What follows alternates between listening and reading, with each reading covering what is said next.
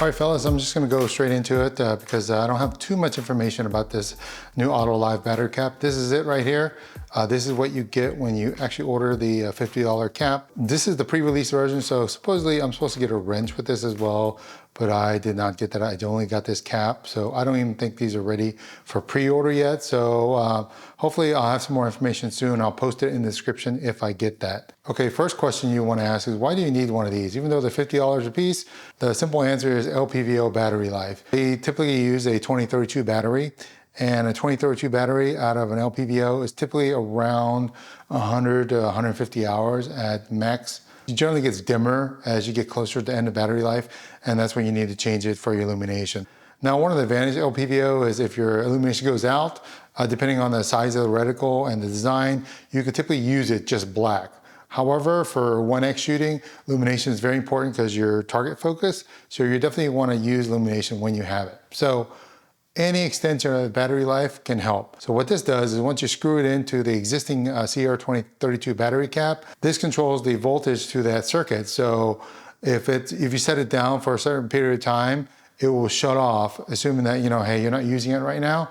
And as soon as you pick up the weapon, it's going to sense that motion and it's going to come back on. So I'm going to add some POV footage a little bit later on. You'll see that in action.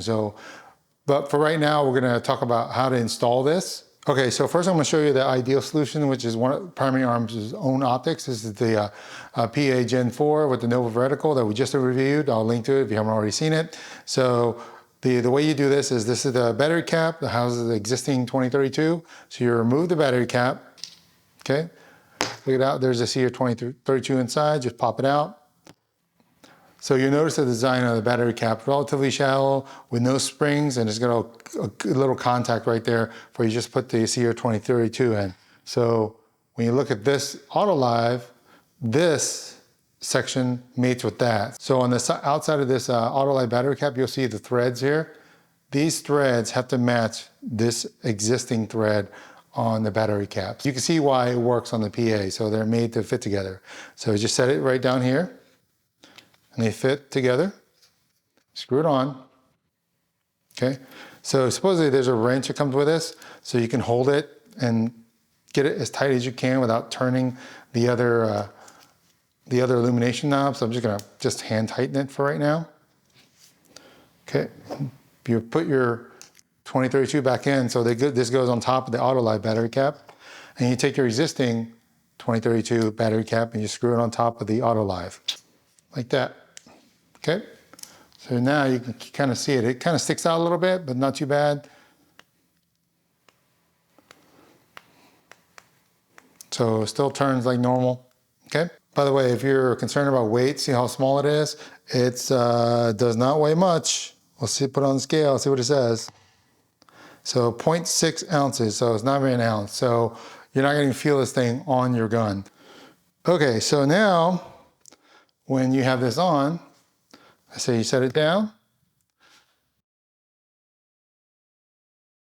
Just clicking as soon as there's no motion on the scope. What I did is I timed this at around 2 minutes. I say around because I don't actually know when the timer kicks in, but it's around 2 minutes and then the reticle will shut off. So as soon as you touch it, it comes back on. Now you can see in the POV footage, whether we do horizontal or vertical movement, it's sensitive enough to where just any detection of that movement, it triggers it back on. So you really can't beat it.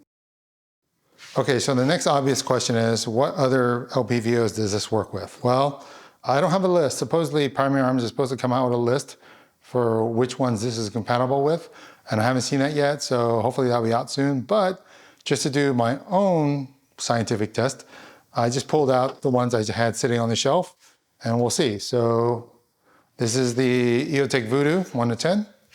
So we'll take a look here. You can see it. It's actually a little bit deeper, not as shallow as the Primary Arms.